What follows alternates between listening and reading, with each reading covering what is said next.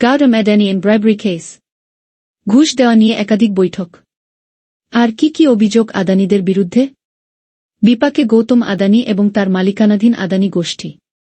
আমেরিকায় ভারতীয় শিল্পপতিসহ 7 জনের বিরুদ্ধে কোটি কোটি টাকার ঘুষ এবং আর্থিক কেলেঙ্কারির অভিযোগ ওঠার পরেই বৃহস্পতিবার আদানি গোষ্ঠীর সংস্থাগুলির শেয়ারদর 2.0% পর্যন্ত কমেছে। আবার বিপাকে গৌতম আদানি এবং তার মালিকানাধীন আদানি গোষ্ঠী। আমেরিকায় ভারতীয় শিল্পপতিসহ 7 জনের বিরুদ্ধে কোটি কোটি টাকার ঘুষ এবং আর্থিক কেলেঙ্কারির অভিযোগ ওঠার পরেই বৃহস্পতিবার আদানি গোষ্ঠীর সংস্থাগুলির শেয়ারদর বেশ খানিকটা কমেছে। আমেরিকার অভিযোগের তীর গৌতমের দিকে পড়তেই আদানি গোষ্ঠীর শেয়ারের দর হু হু করে নামতে থাকে। ভারতীয় শেয়ার বাজার থেকে 1 ঘণ্টায় 2 লক্ষ কোটি টাকার সম্পদ হারায় আদানি গোষ্ঠী। কিন্তু হিন্ডেনবার্গ রিপোর্টের পর আবার কোনো পচার শামুকে পা কাটল আদানিদের? গৌতম এবং বাকিদের বিরুদ্ধে অভিযোগ, ভারতের রাজ্য বিদ্যুৎ বিতরণ সংস্থাগুলির সঙ্গে সৌরবিদ্যুৎ চুক্তির বরাত পেতে ভারতের সরকারি কর্তাদের কোটি কোটি ঘুষের প্রস্তাব দিয়েছিলেন তারা। ঘুষকাণ্ডে নাম জড়িয়েছে গৌতমের ভাইপা সাগর আদানিরও। বাকি 6 অভিযুক্তের মধ্যে রয়েছেন আদানি গ্রিন এনার্জি লিমিটেডের সিইও বিনীত জৈন, রঞ্জিত গুপ্ত, রূপেশ আগরওয়াল, অস্ট্রেলিয়া ও ফ্রান্সের নাগরিক সিরিল ক্যাবানেস, সৌরভ আগরওয়াল এবং দীপক মালহোত্র। নিউ ইয়র্কের ইস্টার্ন ডিস্ট্রিক্টের ইউএস অ্যাটর্নি অফিস থেকে জারি করা একটি বিজ্ঞপ্তিতে সেই অভিযোগের কথা বলা হয়েছে। আর তারপরেই বিতর্ক শুরু হয়েছে। তবে প্রশ্ন উঠছে, ভারতে ঘুষ দেওয়ার অভিযোগ উঠলেও তাতে কেন নাক গলাচ্ছে আমেরিকা? আমেরিকার আইন অনুযায়ী সে দেশের বাজারের সঙ্গে যুক্ত, সে দেশে বিনিয়োগকারী বা সে দেশ থেকে বিনিয়োগ পেয়েছেন এমন কারও বিরুদ্ধে দুর্নীতির অভিযোগ উঠলে সেই মামলার তদন্ত চালাতে পারে যুক্তরাষ্ট্রের প্রশাসন, সে অভিযুক্ত যে দেশেরই নাগরিক হন না কেন। বিশেষজ্ঞরাও মনে করছেন, ঋণ নিলে তাদের নিয়মও মেনে নিতে হবে। আদানি নিউ ইয়র্ক স্টক এক্সচেঞ্জের বিনিয়োগকারীদের থেকে বিনিয়োগ পাওয়ার কারণেই তিনি আমেরিকার আইনের আওতায় পড়ে গিয়েছেন। আমেরিকার কর্তৃপক্ষ জানিয়েছেন, আদানি, তার ভাগ্নে সাগর এবং অন্যেরা 20 বছরে $200 কোটি লাভের আশায় ওই প্রকল্প হাতাতে চেয়েছিলেন এবং সেই জন্যই রাজি হয়েছিলেন 2.237 কোটি টাকারও বেশি ঘুষ দিতে। আমেরিকা জানিয়েছে, রঞ্জিত গুপ্ত এবং রূপেশ আগরওয়াল আজুরে পাওয়ার নামে সংস্থার সিইও এবং পরামর্শদাতা। আমেরিকার সরকারি আইনজীবীরা জানিয়েছেন, ইন্ডিয়ান এনার্জি কোম্পানি এবং আজুরে পাওয়ার রাষ্ট্রীয় মালিকানাধীন solar energy corporation of India SCCI কে 1.2 গিগাওয়াট সৌরবিদ্যুৎ সরবরাহ করার চুক্তি পেয়েছিল। তবে এসিসিআই নাকি ভারতে সৌরবিদ্যুৎ কেনার জন্য ক্রেতা খুঁজে পায়নি। ক্রেতা না থাকলে চুক্তিটিও বন্ধ করা ছাড়া আর উপায় ছিল না। উভয় সংস্থা প্রত্যাশিত লাভ হারাতে চলেছিল। আমেরিকার আইনজীবীরা জানিয়েছেন, এরপরেই আদানি গোষ্ঠী এবং আজুরে পাওয়ার ভারতের সরকারি কর্তাদের ঘুষ দেওয়ার পরিকল্পনা করে। বিনিময়ে সরকারি আধিকারিকেরা রাজ্য বিদ্যুৎ বিতরণ সংস্থাগুলিকে এসিসিআই এর সঙ্গে বিদ্যুৎ সরবরাহ চুক্তি করতে রাজি করাবেন।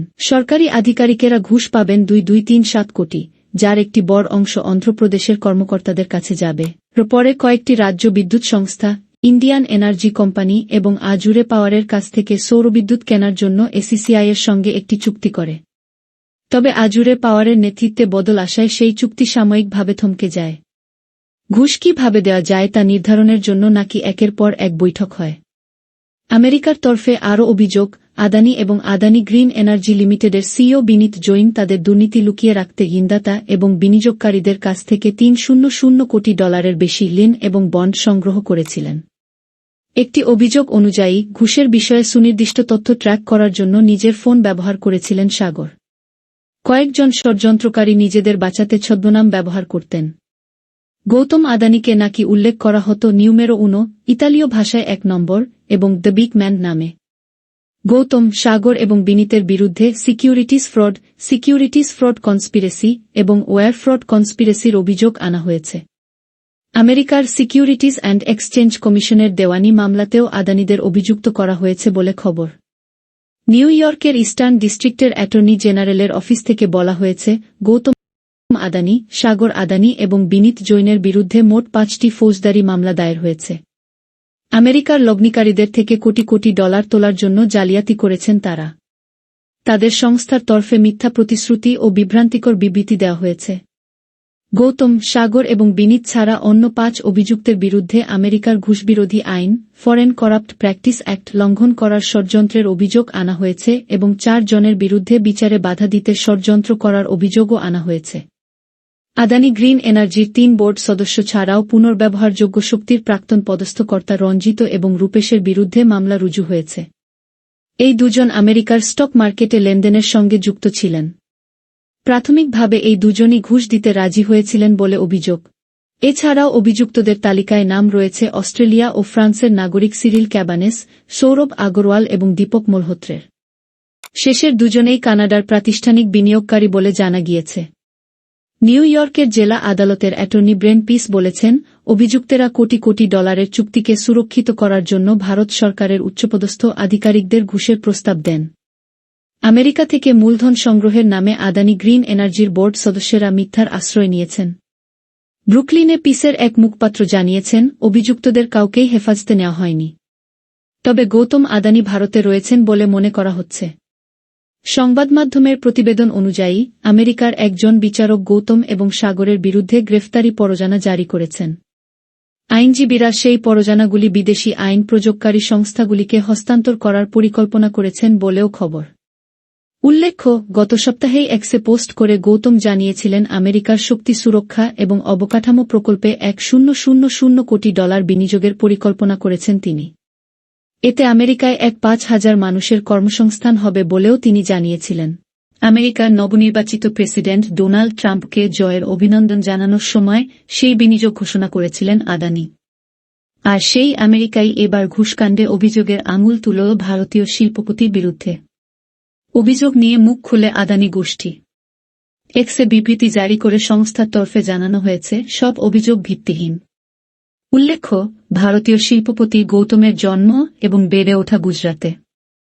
6 বছর বয়সে স্কুল ছেড়ে দেন তিনি। 1988 সালে আদানি গোষ্ঠীর প্রতিষ্ঠা করেন তিনি এবং একের পর এক ব্যবসা ফেদে বসেন। ব্যবসায়িক পত্রিকা ফোর্বস অনুযায়ী 2 বছর বয়সী আদানি $6,980 কোটি মালিক এবং বিশ্বের 2তম ধনী ব্যক্তি। এই প্রথম নয়, এর আগেও জালিয়াতির অভিযোগ উঠেছে আদানিদের বিরুদ্ধে। 2022 সালে প্রকাশিত হয় হিন্ডেনবার্গ রিপোর্ট। সেই রিপোর্টে আদানি গোষ্ঠীর বিরুদ্ধে শেয়ার দরে কারচুপির অভিযোগ ওঠে। ধস নামে শিল্পপতি গৌতম আদানির বিভিন্ন সংস্থার শেয়ার দরে। অনেকে বলতে শুরু করেন, আদানির সাম্রাজ্যের ইতি ঘটল। সেই সময় রাতারাতি এই গোষ্ঠীর বাজারদর পড়ে যায়। অর্থাৎ, যে সংস্থার বাজারদর ছিল 1.9 লক্ষ কোটি টাকা, তা প্রায় 7 লক্ষ কোটি টাকা হারিয়ে 1.2 লক্ষ কোটি টাকায় এসে পৌঁছয়। 1 বছর পর পরিস্থিতি কিন্তু অনেকটাই সামলে নিয়েছিলেন আদানিরা। ফিরছিলেন সমহিমায়। কিন্তু 1 বছরের মধ্যেই আবার অভিযোগের আঙুল উঠল গৌতমের বিরুদ্ধে।